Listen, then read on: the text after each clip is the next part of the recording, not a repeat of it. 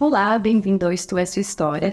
Eu sou Cristiane Dias e hoje a gente está conversando com o Alcido Guimarães, que é fundador e CEO da Focus Contabilidade. Muito obrigada pela sua participação, Alcido. Olá, Cristiane. Para mim é um prazer também participar aqui. É sempre uma honra, uma alegria muito grande compartilhar um pouco da nossa história. Minha alegria também. Legal. Então, eu queria que a gente começasse com você puxando um pouco lá para o passado, mesmo contando um pouco da sua origem, os caminhos que te levaram até onde você está agora, como você entrou nessa área, conta um pouco sobre você.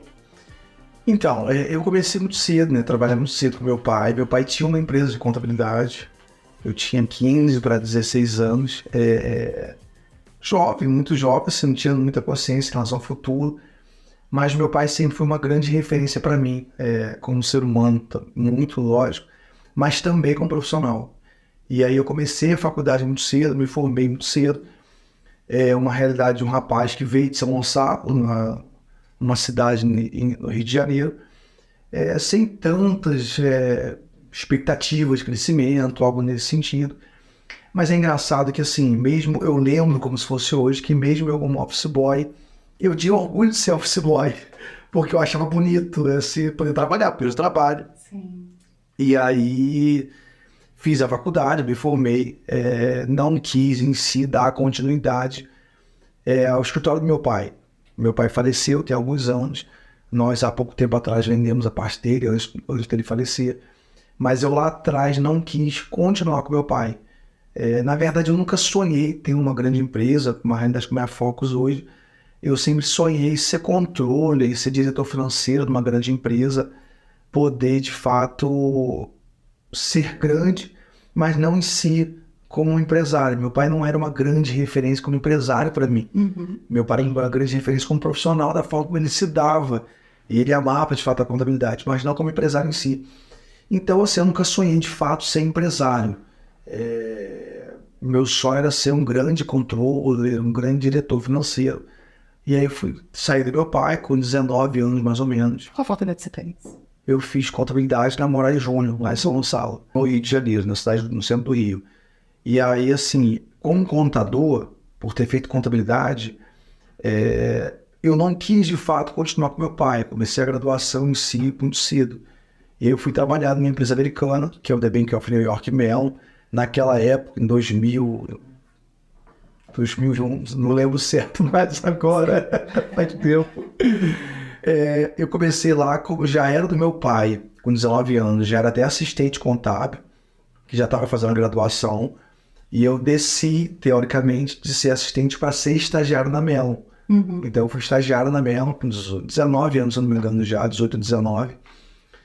E aí, assim, na Mellon eu fiquei muito tempo. A Mellon foi uma grande escola para mim. A Mellon é uma empresa até hoje maravilhosa, é uma empresa encantadora.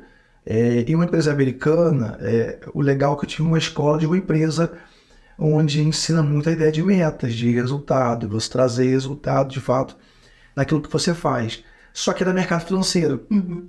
A Mellon, por ser mercado financeiro, ela lida muito com o fundo de investimento, ela é uma DTVM, uma distribuidora de valores imobiliários. Então eu fazia muita parte de fundo de investimento, na parte da contabilidade, tanto dos fundos nacionais como dos fundos internacionais. Eu fiquei na Mellon por 7 para 8 anos. E aí, assim, só que eu sempre gostei muito da contabilidade em si, tradicional. Então eu queria muito voltar ao mercado tradicional, não de mercado financeiro. Sim. Porque a contabilidade para o mercado financeiro, ela, assim, representa uma grande importância. Me ensinou muito isso na Mellon, só que eu queria muito voltar à contabilidade tradicional, que a gente chama da contabilidade comercial. E aí tentei algumas empresas e aí fui trabalhar na Sojitz Corporation. É uma empresa matriz japonesa, muito consolidada no Brasil. E lá eu fazia parte de óleo e gás das operações da Sojitz. Então eu voltei a me inserir no mercado da contabilidade tradicional. E aí lá eu estava bem já para a minha realidade. Eu assumi como contador aqui no estado do Rio, da Sojitz. Eu comecei na Mellon, né, na Mellon em si, como estagiário, eu fui a todas as etapas do crescimento normal. Sim. Na Sojitz eu fui contratado já como analista sênior, se não me engano, coordenador contábil. E aí eu já assumi toda a parte contábil mesmo da Sojitz aqui no Rio. Estava bem, não pensava mais tanto em sair de uma empresa como a Sojitz. E aí, Cris, uma rede de supermercados do Rio, a gente não sabe até hoje como isso aconteceu, a gente não sabe até hoje se foi através do meu pai, até pelo dia currículo mais do mercado. Essa rede de supermercados chamou meu pai, conheci meu pai, que meu pai também era contador em Niterói, chamou para se o filho dele não queria montar uma contabilidade interna para eles. Eles eram uma rede pequena, média, mais ou menos, e queriam muito internalizar a sua contabilidade. Eles queriam contratar um contador que fizesse isso. Meu pai mesmo foi contra. Para o meu pai não tinha mais lógica, eu estava bem estruturado numa empresa japonesa, e voltar para uma empresa familiar, pequena ainda. Eu aceitei o desafio, montei uma contabilidade interna para essa rede de mercados. Deu muito certo. Hoje em dia, essa rede até bem grande. Isso em 2010, se eu não me engano. 2010, 2011, por aí. Hoje eles são bem estruturados. E o que nós percebemos é que esse trabalho foi tão legal, foi tão bem feito, que acabou que outros donos de mercado, outras redes de supermercados, começaram a me chamar se eu não queria montar uma contabilidade para eles também. Fazer o mesmo trabalho. O mesmo trabalho que eu fiz para eles. E aí eu montei a Focus, isso em 2013. Só que assim, com o mesmo pensamento de que eu quero fazer da minha empresa, da minha profissão, eu sempre acreditei muito, Cris, de fazer da minha profissão algo que fizesse sentido, algo que tivesse sentido, propósito na vida das pessoas. Então eu comecei a Focus muito pequeno, comecei a Focus com 3 funcionários. Não imaginava, a minha ideia era fazer algo mais tipo, como chegou no mercado, algo mais boutique, algo que fizesse algo menorzinho, algo mais pocket, que pudesse atender as nuances mesmo da parte financeira, tributária, mas que eu conseguisse organizar a vida desse empresário. E aí, graças a Deus, em 3, 4 anos, eu saí de 3 funcionários em 3, 4 anos para mais de 100 funcionários em 2016. E o que foi importante para mim, como eu dei aula um tempo em faculdade e tive alguns profissionais que trabalharam comigo já como funcionários, tanto nessa rede de mercado como na própria Sojitz, na Mel, eu consegui ir trazendo pessoas que foram bons alunos e pessoas que fizeram parte da minha trajetória profissional. Então, para montar a equipe. Então, assim, essa mais ou menos é um resumo do início, até como chegou a realidade da Focus. Como que a Focus está posicionada? Qual é o diferencial de vocês? Como que é o core business de vocês assim? Então, basicamente, Cris, hoje a Focus, nós estamos fisicamente em 4 estados. Rio, aqui em São Paulo, Goiás e Bahia, onde nós temos um escritório meio físico. 95% dos meus clientes são supermercados, de pequeno, médio porte até grande porte. Eu sempre quis me especializar mais em supermercados. Eu sempre acreditei no viés de um pensamento da contabilidade americana, que é possível sim se especializar nas áreas da contabilidade em um segmento. Se você pegar, por exemplo, vários países de primeiro mundo, a contabilidade ela é uma profissão muito benquista, muito respeitada, porque ela influencia muito positivamente ou negativamente uma empresa. Então, quando eu percebi que não existia, como até hoje ainda, graças a Deus, ainda não poderia dizer graças a Deus, mas assim, é uma carência ainda no mercado a nível Brasil. Então, eu percebi que lá atrás não existia realmente essa contabilidade no Rio. Sinceramente, não tinha essa visão que hoje eu tenho a nível Brasil. Mas eu percebi que não existia uma especialização em uma contabilidade que fizesse sentido para o supermercadista. Então, acabou que eu me especializei 100% em supermercados. Vira e mexe acontece outros grandes negócios, outros grandes players do mercado me procurar, mas acaba que eu foco no supermercado, porque é uma realidade que eu me especializei no que tange a contabilidade em todas as áreas do supermercado, desde a negociação de uma compra, até uma compra em si, em volume, os impactos tributários, financeiros que influenciam uma compra, até essa reposição dessa mercadoria numa loja, como é que funciona essa estruturação.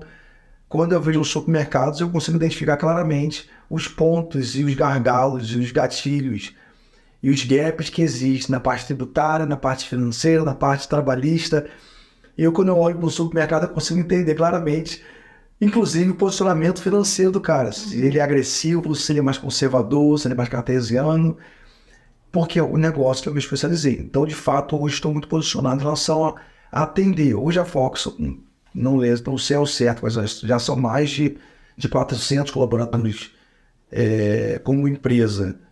Mas eu me posiciono muito por ser uma empresa com muito mais que uma contabilidade. Não é só, até porque na verdade eu falo que eu sou a contabilidade por essência. Eu não sou só a contabilidade no viés antigo, que se tinha muito só de apurar imposto. Certo. Então eu sou a contabilidade onde eu acredito. É uma ideia financeira, tributária, trabalhista, de controladoria, que faça sentido para a organização do cara. É como se fosse uma assessoria, né? Você assessora o cara. Exato, eu sou muito mais um suporte para o cara que atenda essas frentes para ele. Certo. E esse segmento é muito específico, né? Eu imagino que deve ter legislação, uma coisa muito específica. Quais são os desafios de você trabalhar com esse mercado? Então, o supermercado é bem desafiador. Porque se você pensar, Cris, pensa você entrando numa loja. Não sei se você faz compras. Eu particularmente não aguento mais isso. Fazendo compra. Todo dia, né? Todo dia eu estou em contato com o supermercado. Mas se você reparar no supermercado, você entra no supermercado, você tem lá de cara. Você talvez não vai lembrar desse detalhe. Você tem a parte de limpeza ou perfumaria. Aí você vai para o lado esquerdo, você tem a parte de mercearia. Aí você vai para trás da loja, você tem às vezes o hortifruti ou o açougue. Aí você vai para um outro lado, você tem a padaria. O que eu quero dizer com isso? Normalmente, se você pegar até alguns países da Europa, não tem muitos mercados grandes, porque ainda tem os comércios tradicionais. Você tem um açougue, você tem uma padaria, você tem um hortifruti, você tem uma mercearia, que é as antigas tendas, as tendinhas que em Portugal até hoje tem muito. Hoje no Brasil, e até alguns outros países também, o supermercado ele se tornou meio que um shopping de todos esses negócios. Ele tem mercearia seca, que é a mercearia antiga, ele tem o açougue, ele tem a padaria, ele tem perfumaria, que é quase parte de uma farmácia. Então acaba que o supermercado ele é um conjunto de vários negócios dentro de um negócio. E os hipermercados têm inclusive roupa. Exato, se você pegar tipo o Walmart da vida, literalmente até a parte de informática, parte de... Você tem um extra também, você tem outros grandes mercados que tem essa parte de aparelhos domésticos, a parte de roupa, parte de carro, também tem a parte de plantas, tem também. E aí nesse sentido, cada um desses negócios, sim, muitas das vezes tem uma realidade de legislação tributária específica. Se você pegar, por exemplo, a legislação tributária de padaria, ela é totalmente diferente da legislação tributária de açougue, por exemplo. A legislação tributária de um hortifruti, que a gente chama no negócio de FNV, que é fruta, legumes e verduras, ela tem uma legislação tributária praticamente específica. Totalmente diferente, às vezes, por exemplo, da mercearia seca, que é arroz, feijão, cereais. Então, exato. Então, assim, entender de um supermercado, você vê muitos, às vezes, empresários que não são do segmento, e eu já conheço quando o cara não é do segmento, que quer montar um supermercado, e às vezes me procura. Eu falo, cara, o supermercado é maravilhoso. Só que se você não se debruçar a entender esse negócio, tem uma alusão de que movimenta muito dinheiro. Mas no final, a margem disso tudo não é alta. Então as perdas que existem, sejam perdas, por exemplo, desconhecidas. O que são perdas desconhecidas? São avarias que acontecem, são quebras que acontecem. Sejam perdas desconhecidas. Roubo de funcionário, que infelizmente algumas lojas têm. Roubo de clientes que a gente vê em reportagem. E são as perdas desconhecidas. Você só consegue conhecê-las mesmo quando você faz o chamado inventário. No inventário que você vai ver quando você perdeu. Muitas das vezes, Cris, essa perda é quase o lucro todo do dono do mercado. Nossa. Então, se o cara mesmo mercado grande. Principalmente mercado grande. Normalmente eu vou trazer um índice que não é necessariamente um taxado, até porque isso varia muito de porte de mercado e até posicionamento dentro da sociedade. Mas uma perda hoje normalmente chega a variar em 3%. É bastante. E às vezes tem supermercados que não chegam a essa margem de lucro final. Entendi. Então não há margem para aventura. Supermercados não há margem para aventura. O cara tem que entender, e mesmo entendendo, acompanhando o tempo todo. Então eu, como contabilidade, por entender da operação, eu consigo mostrar para ele aonde, às vezes, inclusive, ele está tendo um excesso de perda. E que, às vezes, naturalmente, ele não perceberia. Seja perda tributária, porque uma perda que existe muito, por exemplo, se o cara faz uma negociação, mas nessa negociação, Cris, ele não considera a parte tributária, a indústria ou o distribuidor que vendeu para ele conhece, porque normalmente são grandes empresas. Esse distribuidor, quando vendeu para ele, não perde. Mas o supermercadista, se não conhecer, ele perde. Então, entende como a parte tributária, a Focus, a Focus vai desde a estruturação do negócio, realmente, até a preservação, a continuidade e o resultado final. Então, sim, fora que a gente não está falando ainda das questões trabalhistas, que você tem realidades trabalhistas que você precisa acompanhar, que você precisa entender, porque senão também se tornam perdas. Certo. E em termos de tecnologia, imagino que você tem que se apoiar muito nas tecnologias existentes, porque são muitas coisas que você precisa orquestrar, né, nessa administração. Em que nível que a gente está, assim, o mercado? Cris, eu posso chamar de Cris? Claro. Cris, é impossível eu fazer o que eu faço, ou seria impossível chegar onde eu cheguei, se eu não tivesse muita tecnologia a meu favor. É tanto que hoje na Focus, isso nem é normal numa empresa de contabilidade, eu tenho uma equipe de TI própria. É muito incomum isso numa empresa de contabilidade, porque infelizmente eu sei inclusive o quanto eu, Focus, influencio no segmento. Eu sei quanto hoje a Focus é relevante no nível Brasil para o segmento contábil mesmo, não falo nem de supermercado não. Porque a gente vem inovando e mudando muitos paradigmas. Eu falo como alguém que é filho de contador. Então eu não sou um aventureiro do supermercado que do nada simplesmente quer ter um supermercado. No caso meu de contabilidade. Eu lembro do meu pai, eu criança, meu pai fazendo os lançamentos contábeis sábado. Meu pai era muito viciado no trabalho. Eu acho que eu tenho um pouco que puxar nesse sentido.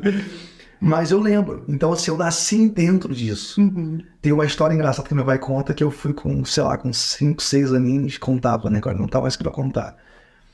Que eu fui com ele um sábado de manhã trabalhar. E aí cheguei lá, eu rabisquei o papel, rabisquei. Falei, pai, trabalhei, agora quero dinheiro. Então eu tô falando alguém que nasceu dentro do segmento. Desde pequeno também. Desde pequeno. Então eu sei o quanto ainda é um paradigma para muitos contadores investir. Tem que ter coragem, tudo bem, tem que ter capital para isso. Mas acho que muito mais que capital tem que ter coragem. Porque lá atrás eu não tinha esse capital. Eu só tinha um propósito, um sonho que eu acreditava. E acreditava que ia conseguir. Eu não tive capital, meu pai nunca teve condições para isso. Quando eu montei a Focus, eu não tinha dinheiro nem para... Eu tinha dinheiro para um ano de vida. Eu lembro que hoje eu tenho um ano e meio de vida. Se bem que meu custo de vida naquela época era muito baixo, então era mais fácil também juntar. Mas era a minha realidade na época. Sim. A gente tem que ver de acordo com a nossa realidade. Então era a minha realidade na época. Então, assim, sem a tecnologia, e eu não investi em tecnologia só agora. Na verdade, a tecnologia foi algo que sempre me acompanhou. Tanto na parte contábil, como na parte tributária, como na parte financeira, como na parte trabalhista. São os maiores investimentos, inclusive, que eu já fiz na Focus. É a parte de tecnologia. A parte de tecnologia não somente em sistema, mas a parte de estrutura também de sistema, estrutura de tecnologia. Servidor, a parte toda a estruturação de cabeamento, a estruturação em si da parte do maquinário que o pessoal usa, e aí sim também sistema. Hoje, praticamente, engraçado que quando eu comecei com isso, era algo que muita gente não acreditava que daria certo. E quando eu montei a Focus, Cris, a contabilidade no Brasil, ela estava passando por uma metamorfose, uma mudança. Por quê? Veio no Brasil 2 leis, a 11.638 e a 11.941, que era a MP 449, que era a mudança da contabilidade tradicional para a contabilidade internacional. Então ali já seria uma mudança muito grande. Eu lembro que eu peguei isso. A primeira pós, se não me engano, que teve no Rio de Janeiro, sobre contabilidade internacional, eu participei, eu fiz. Isso 2000 e aí já é 2008, eu acho. Não lembro certo, mas era porque foi a época da mudança, 2000 e 2009.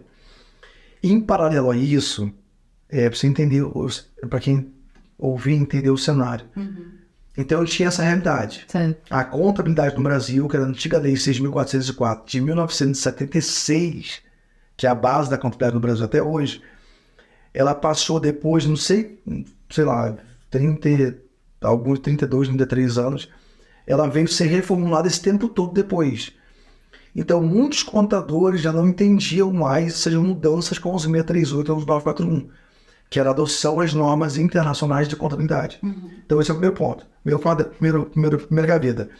Em conjunto a isso, o Brasil estava começando a se investir muito, a Receita Federal, em tecnologia para poder auditar as informações fiscais por conta de sonegação, por conta de operações fraudulentas, que foram chamados SPETs fiscais.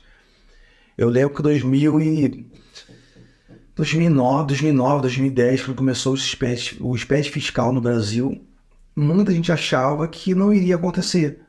Hoje você vê a nota paulista, a nota carioca, são eletrônicas. É fruto desses SPETs lá atrás. Então, muitos contadores naquela época também não acreditavam que isso ia ficar. Eu tive o privilégio de participar tanto na mudança do pensamento contábil, no pensamento contábil da adoção às normas internacionais. O Brasil era muito da forma, simplesmente da legislação pura. Essa mudança, porque na contabilidade tradicional do Brasil, da 6.404, você tinha muito mais o pensamento da regra somente, da legislação somente. A adoção às normas internacionais, ela traz muito mais uma ideia da essência sobre a forma. Então, tem um momento onde está se mudando o pensamento contábil, onde a contabilidade passa a ser algo mais gerencial do que simplesmente fiscal, como foi no Brasil. E tem, por um outro lado, na parte fiscal, essa parte tributária sendo muito mais auditada. Então, eu peguei esse momento onde os contadores precisavam estudar mais.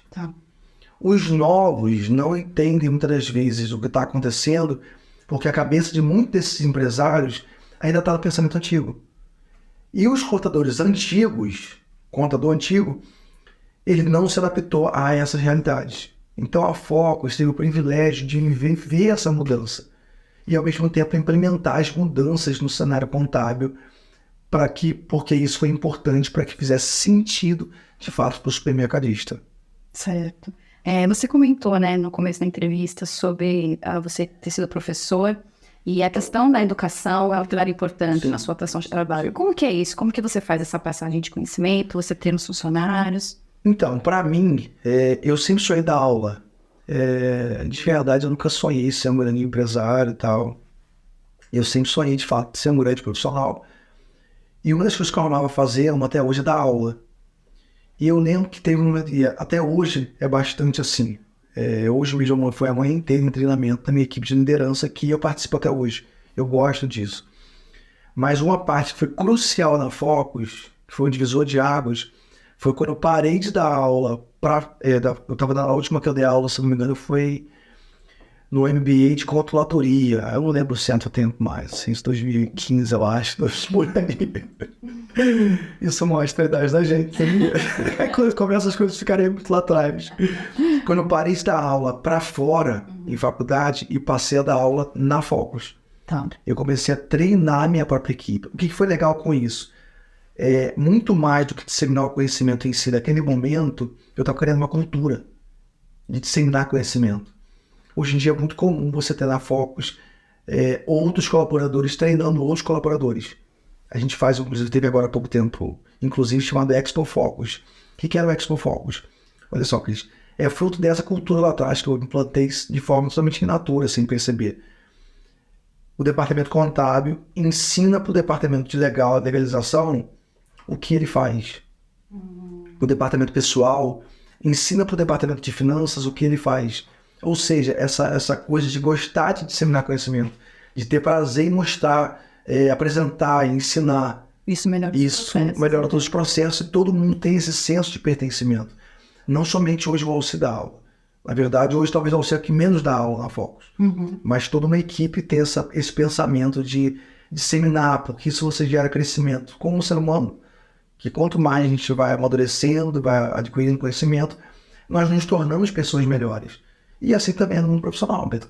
No momento que você passa a conhecer melhor os processos da empresa como um todo, você cresce como profissional. Então isso para mim sempre foi e é até hoje muito importante, que foi um divisor de água muito grande da Focus. Certo. E olhando para o futuro agora, você tem planos ou pessoais ou da Focus para o ano que vem, planejamento de crescimento, alguma novidade que você queira compartilhar? Então, a Focus 2023 foi o ano que, por incrível que pareça, eu não quis crescer muito. Eu quis muito estruturar os meus 10 anos. Eu fiz 10 anos em 2023. Então, para mim, foi um ano de muita reflexão, onde você passa uma nostalgia, um filme. O mercado comprou a ideia, o mercado aceitou e o mercado validou uma ideia. 10 anos é o fechamento de um ciclo. A gente vê claramente a mão de Deus nesse sentido, nesses 10 anos ter chegado até aqui. Então, os 10 anos da Fox, esses 10 anos em si, foi um ano para mim de muita reflexão. Então, foi um ano que eu particularmente não quis crescer tanto, para consolidar ainda mais o que eu cheguei até agora. Isso me mostrou, é muito importante às vezes ter esse tempo de revisão, de análise, porque, Cris, essa análise que eu fiz em 23 me mostrou o quanto eu ainda posso crescer. E agora não mais Rio de Janeiro, só São Paulo, Goiás, mas a nível Brasil. Então,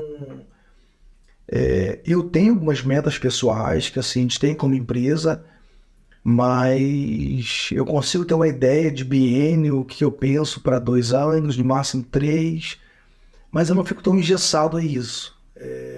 Como toda empresa deve ter a sua visão de onde ela quer chegar, mas eu meço muito pela qualidade dos meus entregáveis.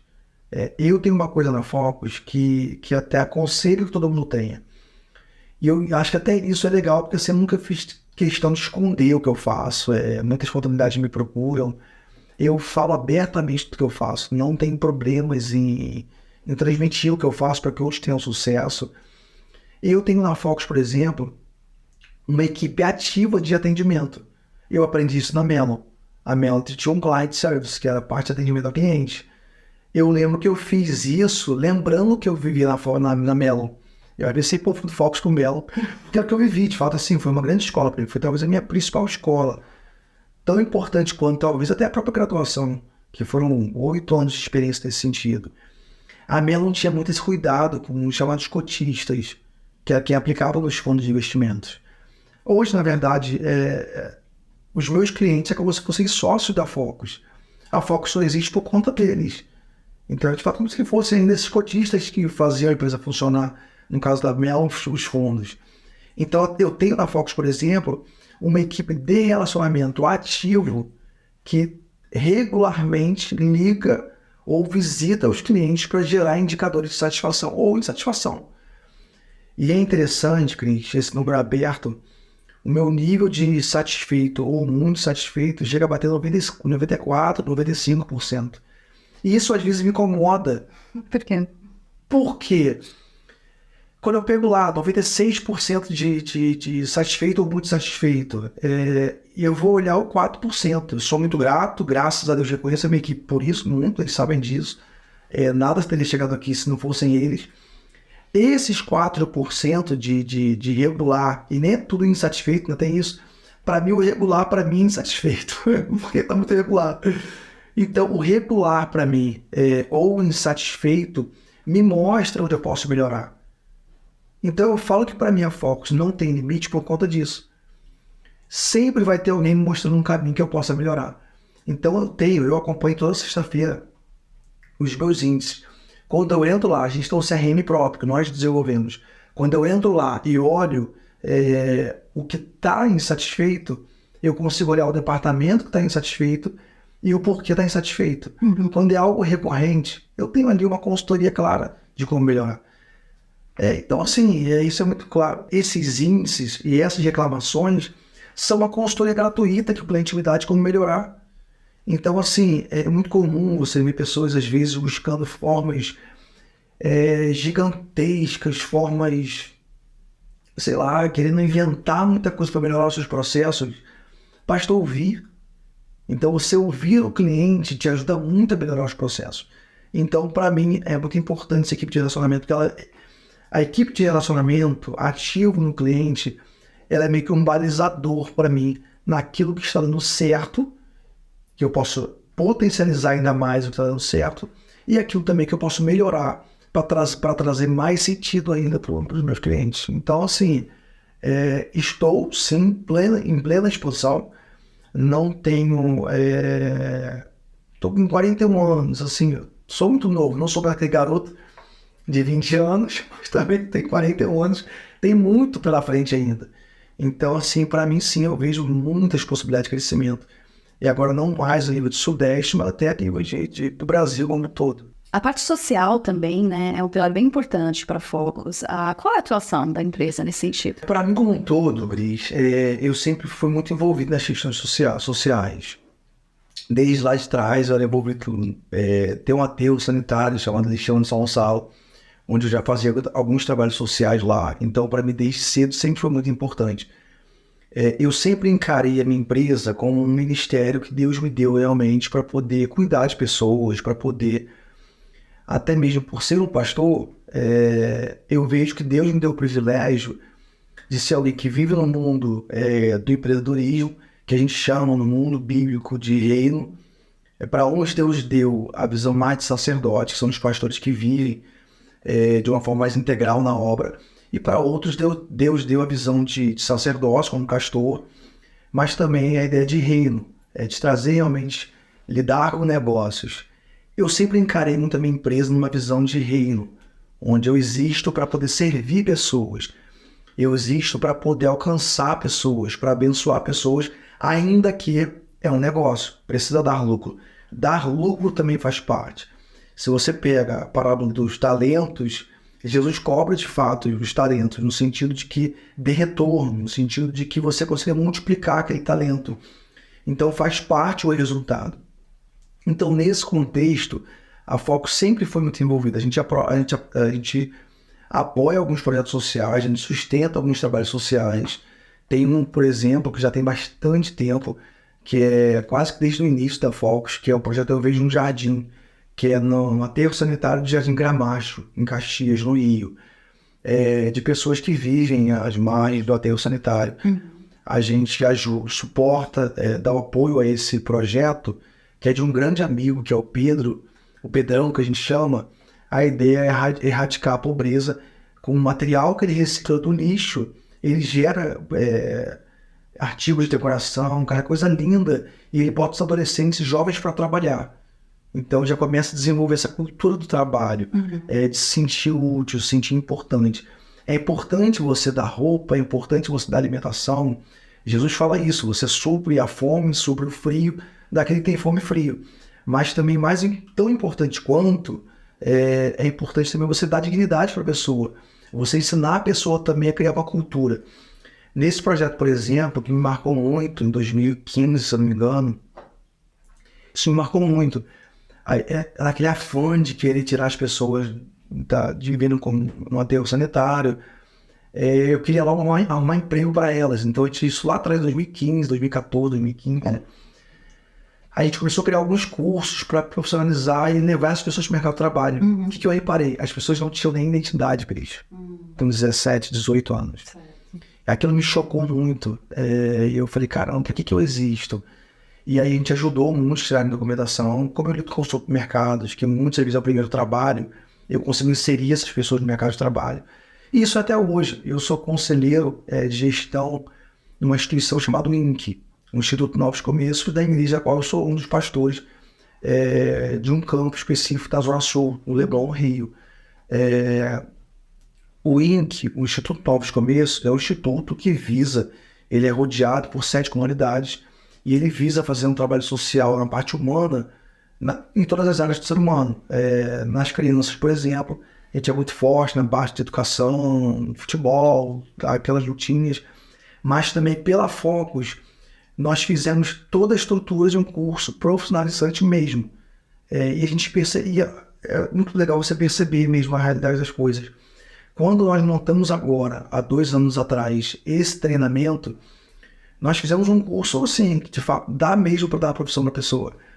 A minha ideia era para pessoas de 17, 18, 19, primeiro emprego. Nós percebemos que muitas dessas pessoas que fizeram o curso, que se formaram, eram pessoas que tinham um sonho de voltar ao mercado de trabalho. Você via várias mães com 2, 3 filhos que estavam fora do mercado de trabalho há anos. A gente viu lá também homens que estavam fora do mercado de trabalho já há anos, com trabalhos que não precisavam de muita qualificação técnica. Então, assim, eu, como sempre encarei a minha empresa, o meu ministério empresarial, como uma vocação em Deus e para Deus, eu sempre pensei em tudo que eu possa fazer dentro ou fora da Focus, dentro da igreja 4 paredes ou fora da igreja 4 paredes, tudo que eu possa fazer para fazer sentido, e tanto que é assim no empresário, que são os meus clientes, com pessoas normais que eu posso estar cuidando, abençoando através da minha empresa. Então, por isso, não é que, é o que eu falo, não é que eu seja envolvido em questões sociais. O grande diferencial é que, para mim, isso sempre fez parte como um propósito de vida. Então, muito mais que ser envolvido no projeto social, o meu propósito de vida envolve pessoas, seja como cliente, seja como pessoas normais que eu possa alcançar como Focus. Realmente, é um trabalho bem importante. É maravilhoso. É muito bom fazer sentido na vida das pessoas, né? É maravilhoso. Queria agradecer a sua participação, assim, muito obrigada pelas informações e por ter vindo até aqui. Eu que agradeço, para mim é um prazer também, espero poder ter contribuído e contribuir na vida de algumas pessoas. Deus abençoe vocês. E obrigada a você que nos acompanhou até aqui, até logo.